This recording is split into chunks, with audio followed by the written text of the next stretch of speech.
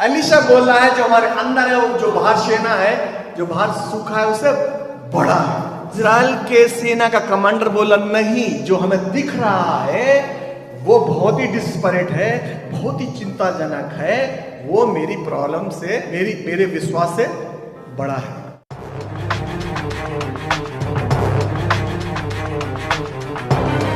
Hebrews के 11:6 में लिखा है कि it is difficult to please the God without faith. ये बहुत मुश्किल है, अनहोना है।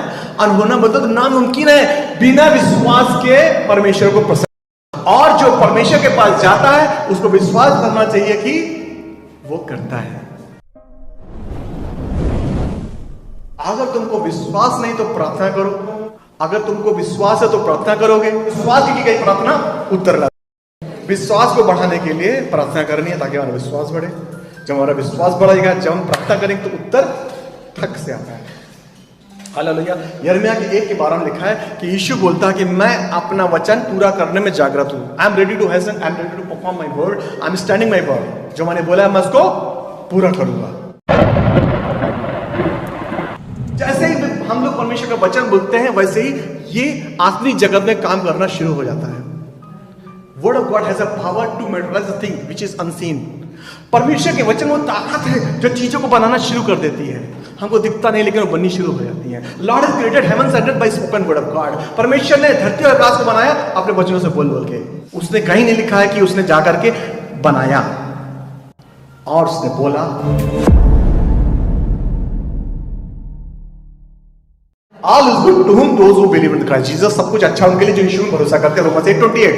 रोमियो 8:28 में लिखा है कि हर चीज भलाई उत्पन्न करती है। भले ही तुम परेशानी में गिरो, भले ही आरामी इससे ने घेर रखी, पहले ही तुमको परेशानी में घेर रखा हो, भले बीमारियों तुमको घेर रखा हो, भले तुम फाइनेंशियल क्राइसिस में घेर रखा हो, बने रहो, डटे रहो, लगे रहो, परमेश्वर में बने रहो। मैं बता रहा हूं परमेश्वर यीशु के नाम में हर चीज अंत में भलाई उत्पन्न करेगी। You are not driven by the circumstances, you are driven by the Holy Ghost। जो दिख रहा है, जो हो रहा है, उससे आप चलाए नहीं जाते हैं, आप उससे चलाए जाते हैं जो आपके अंदर है। वो आपके अंदर वो है पवित्र आत्मा जिसने यीशु को मुर्दों से तीसरे दिन जी लौटा, वो आपको जरूर जीवित करेगा। आपके मरे हुए विश्वास को, हालेलुया, आपके मरे हुए विश्वास को, आपकी ऐसी चीजें जो चली गई हैं, यीशु मसीह उसको फिर से रिस्टोर करेगा। प्रोवाइडेड बनस्पत, बल्कि क्योंकि यीशु में बने रहो। विश्वास करने वाले के लिए सब कुछ संभव।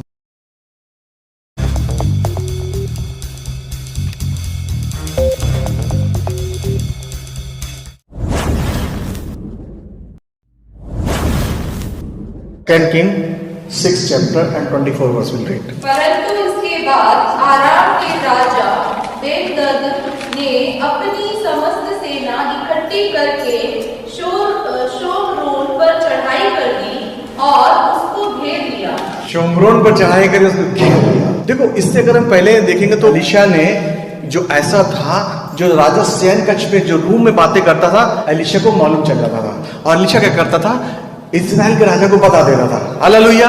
और इस्राएल का राजा बता देता था तो आराम का राजा तो जो था वो गुस्सा हो गया कि कौन है जो हमारे बीच में एक स्पाई है, कौन हमारे बीच में ऐसा जासूस है जो मेरी सारी बातें, मेरी सारी प्लानिंग किसको बता देता है, इस्राएल के राजा को। देखो, आजकल जो वॉरफेयर है किसका है, डेटा का है कि नहीं? डेटा का है। अगर जिसके पास डेटा है वही जीतेगा आज की दुनिया में, है ना। डेटा बोले तो तुम्हारा सारा इंफॉर्मेशन, तो this is data bank. Data की लड़ाई चलती है आज जिसके पास डेटा वही विजयी है। पुराने समय में यही था। पुराने समय में क्या था, राजा जो डेटा बनाता था कि यहाँ पर इसको मैं घेरूंगा, यहाँ घेरूंगा, वहां पहले अपने सैनिक भेजता था। लेकिन इजराइल का राजा को मालूम चल जाता था, वो क्या करता था, वहां जाता नहीं था, उल्टा होकर के मारता था। तो चिढ़ गया, तो उन्होंने बोला कि एक ऐसा प्रॉफिट है, एक भविष्यवक्ता है इजराइल में, उसका नाम एलीशा है, उसको खत्म कर दो। और उसके बाद आप लोग देखते हैं कि सब उसको घेर लेते हैं। तो एलीशा प्रेयर करता है, उसका एलीशा जब घेर लेते हैं, गरीब प्रॉफिट को घेर लेते हैं, उसका कुछ नहीं होता, तो वो नहीं डरता, लेकिन उसका सेवक जो डरने लगता है। फिर एलीशा प्रेयर करता है, तो वो प्रार्थना उसकी आंखें खुल जाती है, तो देखता है सब तरफ चैरियट्स हैं, अग्नि में घोड़े हैं। और उसके बाद क्या करता है, वो लोग अंधे हो जाते हैं। और एलीशा क्या करता है, वो इजराइल के राजा के पास ले जाता है। इजराइल के राजा का नाम था अहाब का लड़का था, उसका नाम तो क्या था, यहोराम, जोराम। अहाब का राजा लड़का था, उसका नाम था जोराम, है ना। उन्होंने, इजराइल के राजा ने क्या किया, अरामी जो अंधे हो गए थे उनको खाना खिलाया। अरामी जो थे, जो दुश्मन थे, जो अटैक करने आए थे, जो अंधे हो चुके थे, एलीशा ने प्रे कर रही थी, उनको खाना खिलाता, उनको विदा कर देता। जब लोग जाते हैं तो बाइबल लिखा कि वो फिर से they don't red to the Jerusalem, वो यरूशलेम पर इजराइल पर अटैक नहीं करते, क्योंकि उनको ऑब्लाइज हो जाते हैं कि यार ये लोग अच्छे लोग हैं। हालेलुया। तुमको कोई खाना वाना खिलाए तुम उस पर कभी अटैक करो किसी को? नहीं करोगे ना, सिंपल सी बात है ना। बोले तो अच्छा आदमी है कि नहीं? तो वो लोग नहीं आते। लेकिन देखो राजा नहीं बदलता, राजा क्या करता, फिर से अटैक करता। वही किंग फिर से अटैक करा, कहां? Again second time. यहां पर लिखा है कि इजराइल को फिर से घेर लेता। कौन घेर लेता है? कौन घेर लेता है? आरामी लोग। और घेर लेने के बाद पुराने समय, मैंने पिछली बार बताया था कि पुराने समय में जो फाइटिंग स्ट्रेटेजी क्या होती थी, जब घेर लेते थे तो क्या होता था कि ट्रेडिंग बंद हो जाती थी, सामान आना जाना बंद हो जाता था, और फिर क्या होता था? स्टारवेशन, भूख बढ़ जाती थी। हालेलुया, है ना? कोरोना में तुमने देखा होगा कि धनिया नहीं मिलती थी, कुछ नहीं मिलता था, कभी भी बहुत महंगा हो गया था। हालेलुया, था कि नहीं? वो क्या था, सीमाएं बंद हो गई थी, तो क्या होता, ट्रक आना जाना बंद हो गए थे, तो क्या होगा, महंगाई बढ़ेगी नहीं। वैसे ही इजराइल को उन्होंने घेर लिया। अब इजराइल अगर बाहर अपना दरवाजा खोलते तो क्या होगा, दुश्मन अंदर घुस जाएगा। तो उन्होंने अंदर से पूरा पैक कर लिया। अरे बाबा पैक कर लिया तो तुम्हारा जो रसद है, तुम जो रेशियन है, जो तुम्हारा आइटम है, कितने दिन खाओगे? और बाइबल बताती है कि 3 साल तक घेरे रहे। कितने साल तक? हालेलुया। और ऊपर से करेला नींद चढ़ गया, अकाल आ गया।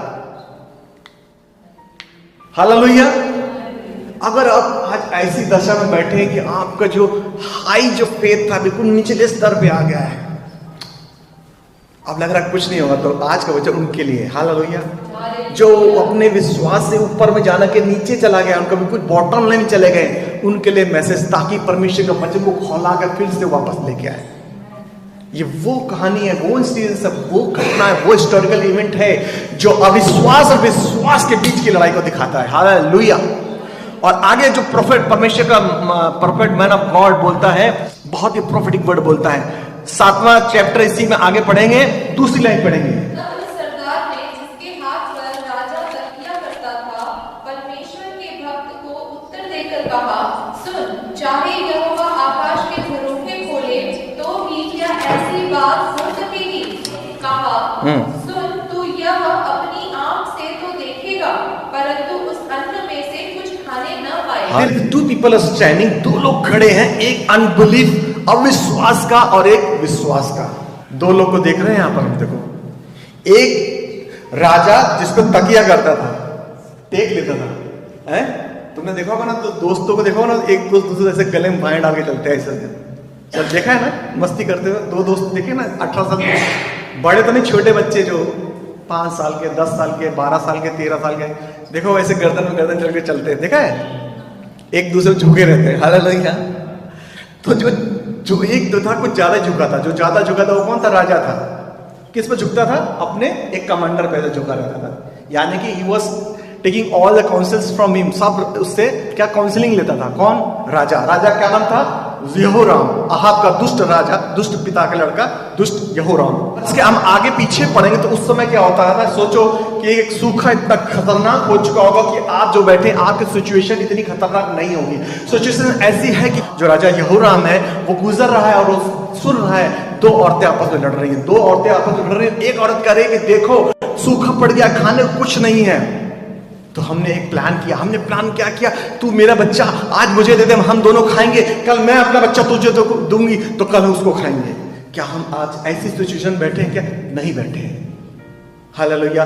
वो सिचुएशन बाइबल हमको दिखा रही। बाइबल इसलिए लिखी गई है कि आने वाले समय में पीढ़ियां परमेश्वर के शाश्वत, परपेचुअल परमेश्वर के वचन को याद रखें और विश्वास में बढ़ते जाएं। उस डिस्परेट, उस हाइट ऑफ डिस्परेट, बिल्कुल निचली दशा में 2 औरतें जिन्होंने कहा कि अब हम यहोवा पर भरोसा नहीं करेंगे, अब परमेश्वर के वचन पर भरोसा नहीं करेंगे। चलो आओ, अभी अकाल खत्म होने वाला नहीं है, हमारी भूख मिटने वाली नहीं है, हमारी प्रार्थना को उत्तर आने वाला नहीं है। मैं अपना बेटा तुझे देती हूँ, चलो आज हम खाएंगे, कल को हम तुम्हारा बेटा खाएंगे। दोनों एक बेटे को खा जाती है। हालेलुया। कि इमेजिन द सूखा, इतना बड़ा सूखा था, खाने के लिए कुछ नहीं था, लोग एक दूसरे को खाने शुरू कर दिया। फिर अगले दिन जब बारी आई तो उस माँ का प्रेम जाग गया। इसी में लिखा है, 6 में सब लिखा है ऊपर में। तो उसने बोला मैं अपना बेटा नहीं दूंगी। तब लड़ने लगी दोनों। वहां से किंग गुजरा। कौन सा किंग? ये यहोराम गुजरा।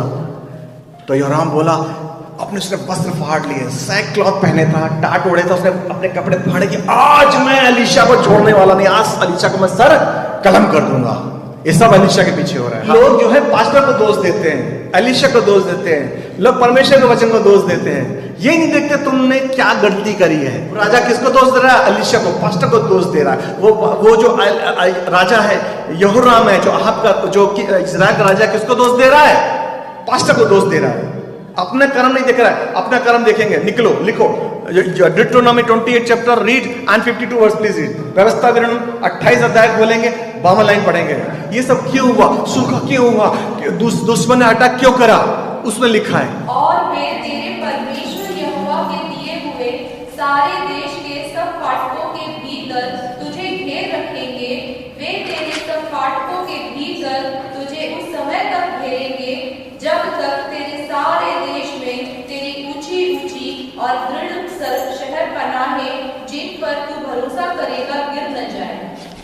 53 तब गिर जाने और उस सकेती के समय जिसमें तेरे शत्रु तुझको डालेंगे, तू अपने निज जन्माए बेटे बेटियों का मांस जिन्हें तेरा परमेश्वर यहोवा तुझको देगा खाएगा। ये वचन पहले ही परमेश्वर ने परपेचुअल अनंत काल का वचन है। ये अनंत काल का वचन है। आपको मालूम है कि एक सोल जो है, एक आत्मा, एक जो प्राण है, जब सो जाता है, जब मर जाता है, वो मरता नहीं है। वो अनंत काल, लाखों करोड़ों अरबों साल तक रहना है जिंदा, उसको मरने का नहीं। और करोड़ों अरबों साल तक रहेगा, या तो नरक में रहेगा या तो यीशु के साथ रहेगा। दो ही जगह ठिकाने हैं। ये तो विल लॉस्ट इन इटर्निटी और you will found in eternity with Christ Jesus. Hallelujah. या तो अनंत काल तक यीशु के साथ रहेंगे, अनंत काल आप जलते रहेंगे। हालेलुया। फैसला कर लो तुम किसकी इबादत करोगे। गाया था, बहुत हाई पिच में था, ज्यादा बैठ नहीं गा नहीं पाया। Hallelujah, hallelujah. सुर लगाना पड़ता है अंदर से। हालेलुया, अंदर से गाना पड़ता है। Hallelujah. Worship in truth and spirit, आत्मा और सच्चाई से आराधना करनी पड़ती है अंदर से। हालेलुया। तो यहां पहले ही से यहोवा ने लिख दिया, मेरा बेटा, मेरी बेटी, अगर तू मेरी बात नहीं मानेगा तो तू घेरा जाएगा, तू अपने बेटे को खाएगी। पहले से प्रोफेटिकली बोला गया था। और आज देखो, आज खा रहे हैं। क्यों? क्योंकि उन्होंने यहोवा की बात नहीं मानी थी। और दोष किसको लगा रहा है? एलीशा का दोष लगा रहा है। Hallelujah, hallelujah. इससे पहले देखो, एलीशा को बताता था, उसके काम मनते थे, तब तो बहुत अच्छा था। हाँ, बहुत अच्छा एलीशा, बहुत अच्छा, तू बहुत बढ़िया प्रॉफिट है, लिख, बहुत अच्छा, तूने मेरे बता दिया, मुझे बचा लिया, very thank you, thank you, thank you. और जब ये आया, अपने कर्मों को, अपने को संभाला, बचाया नहीं, और जब घिर गया तो किसको दोष दे रहा है? जब अच्छा अच्छा तो अच्छा अच्छा ही, और जब खराब खराब तो तुम खराब। First you check yourself, examine yourself, where your fault. अपने आप को देखो, तुम किधर फॉल्ट में हो। वचन खरा है, मरकुस 13:31, धरती आकाश टल जाएंगे लेकिन यीशु का वचन हमेशा अटल रहेगा। यशाया 54 के 7 में लिखा है कि फूल मुरझा जाता, घास सूख जाते, यीशु का वचन हमेशा बना रहता है। पहला पत्र 2:24 लिखा है कि घास सूख जाती, फूल मुरझाता, लेकिन यीशु का वचन हमेशा हमेशा बना रहता है। हालेलुया। परमेश्वर का पवित्र शास्त्र, का पवित्र शास्त्र इसलिए दिया गया ताकि तुमको सिखाए, समझाए, ऊपर उठाए, डांटे, ताकि तुम गलत चाल ना चलो। जब तुम बाएं दाएं मुड़ो तो तुमको पवित्र शास्त्र बताएगा, बेटा इधर चल, इधर चल, सही रास्ते पे चल, मेरे मार्गों का उजाला और मेरे मार्ग का दीपक। Hallelujah, hallelujah. इसके आगे जब आगे कहानी बढ़ती है, जब आगे कहानी बढ़ती है तो देखो, when the prophecy has been done by the man of God, जब भविष्यवाणी परमेश्वर के वक्ता से बोल दिया गया कि आज इतना सस्ता सामान हो जाएगा। अभी देखो महंगाई कैसी बढ़ गई है, 3000 रुपए किलो आटा हो गया, 1 किलो। अभी तुमको इसमें जो सेकेल वेकेल में दिया है तो समझ, अगर मैं इसको अपने हिसाब से बताऊं इंडियन, उस समय कितनी महंगाई बढ़ गई कि 3000 रुपए किलो आटा मिल रहा है। गधे की एक जो सर है वो चांदी के 80 टुकड़ों में मिलेगा, तब ये बीट इतनी महंगी मिलेगी। यानी कि यह बताने की कितना डिस्परेट हो गया है। अब यहाँ उलट कौन बोल रहा है? एलीशा बोल रहा है कि 1 किलो आटा 3 रुपए का मिलेगा आज के हिसाब से। हालेलुया। महंगाई कितनी बढ़ गई, 1 किलो आटा कितने का मिल रहा है? 3000 रुपए का। लेकिन जब परमेश्वर का वचन आता है, लूका के 1:37 में कि परमेश्वर का जब वचन आता है तो प्रभावरहित नहीं होता है। It has come to pass, it will fulfil the promise. धरती अगर जिस प्रकार से हिम और वर्षा आकाश से आती है और धरती को गीला करती है, बिना गीला करते हुए नहीं जाती, वैसे ही परमेश्वर का कहा हुआ, निकला हुआ वचन जरूर पूरा होगा। हालेलुया। खाने वाले को रोटी और बोने वाले को बीज देता है। हालेलुया। तुम्हारी गति और मेरी गति बहुत अंतर है। तुम जमीनी सोचते हो, मैं आसमानी सोचता हूँ। सेनाओं का यहोवा यूं कहता है, सेनाओं का यहोवा का भविष्यवक्ता, सेनाओं का यहोवा का बेटा, सेनाओं का यहोवा का प्रॉफिट बोलता है कि देख इतनी सस्ती हो जाएगा कि तू सोच नहीं सकता। वो विश्वास से बोल रहा है और इजराइल के राजा का ऑफिसर बोल रहा है कि है, आसमान के झरोखे भी हवा खोल दे तो ये संभव नहीं है। Lord can do one work in 1000 वे। तुम्हारे सोच जमीनी है, तुम सोचते हो कि ये जो है ऐसे ही खुलेगा। यहोवा इसको 1000 तरीके से खोल सकता है। Hallelujah, hallelujah. यहोवा इसको 1000 तरीके से और बहुत ज्यादा तरीके से खोल सकता है। हालेलुया। हम सोचते हैं कि कन्वेंशनल तरीके से होगा, परंपरागत तरीके से होगा, नहीं यूं ही होगा। तो हम क्या करते हैं, अपने आप को सीमित करते हैं, मतलब हम परमेश्वर को सीमित करते हैं कि नहीं ऐसा ही होगा, ऐसे ही होगा।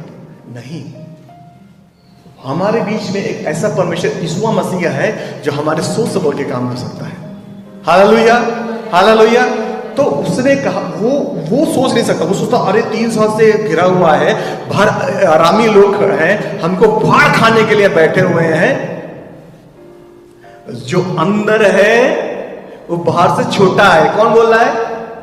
इजराइल का कमांडर बोल रहा है, अविश्वास बोल रहा है कि जो बाहर है वो अंदर से बड़ा है। पहला जॉन 4:4 पढ़ेंगे तो उसमें लिखा है जो हमारे अंदर है बाहर से एलिशा बोल रहा है जो हमारे अंदर है वो जो बाहर सेना है, जो बाहर सूखा है उससे बड़ा है। इजराइल के सेना का कमांडर बोला नहीं, जो हमें दिख रहा है वो बहुत ही डिस्परेट है, बहुत ही चिंताजनक है, वो मेरी प्रॉब्लम से, मेरे विश्वास से बड़ा है। और एलिशा बोलता है कि तुमने विश्वास नहीं किया इसलिए तुम इसको खाने नहीं पाओगे। हिब्रूज के 11:6 में लिखा है कि it is difficult to please the God without faith. ये बहुत मुश्किल है, अनहोना है। अनहोना मतलब नामुमकिन है बिना विश्वास के परमेश्वर को प्रसन्न करना। और जो परमेश्वर के पास जाता है उसको विश्वास करना चाहिए कि वो करता है, नहीं तो जाना बेकार है, खाली पीली टाइम पास। टीवी देखो, पिक्चर देखो, मौज मारो। Hallelujah, hallelujah. क्या फायदा? यीशु कर रहे, थोड़ा अविश्वास नहीं, कोई फायदा नहीं।